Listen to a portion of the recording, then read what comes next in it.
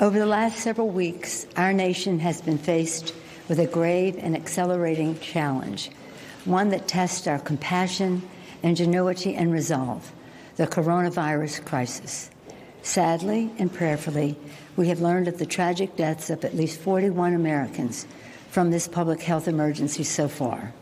The American people expect and deserve a coordinated, science-based, and whole-of-government response to keep them and their loved ones safe, a response that puts families first to stimulate the economy. To put families first, last week the House passed a strong bipartisan $8.3 billion emergency funding package of entirely new funds. We made a well-funded, evidence-based investment in public health, in developing treatments and a vaccine available to all, in prevention, preparedness, and response measures, and helping state, local, tribal, and territorial hospitals and health systems, and in supporting impacted small businesses with SBA loans, and helping families by extending telemedicine services no matter where they live. Democrats' swift action to pass this emergency funding was essential to our nation's long overdue response. Next, Senate Democratic leader Schumer and I, last weekend, called for further action to put families first.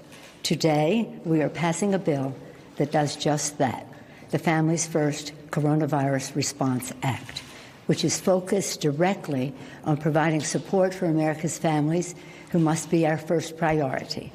The three most important parts of this bill are testing, testing, testing.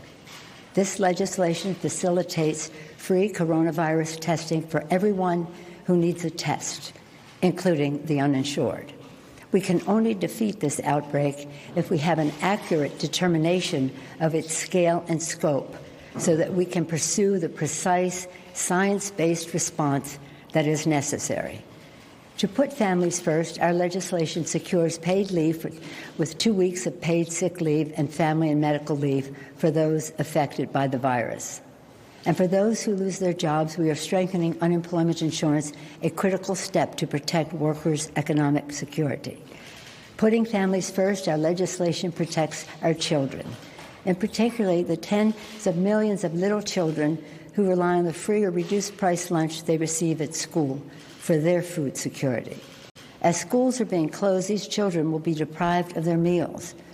Our bill takes aggressive action to strengthen food security initiatives, including student meals, as well as SNAP, seniors' meals, and food banks.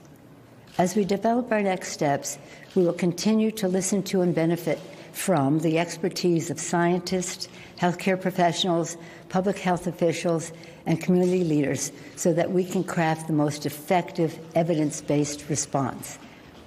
Our nation, our great nation, has faced crises before, and every time, thanks to the courage and optimism, patriotism, and perseverance of the American people, we have prevailed.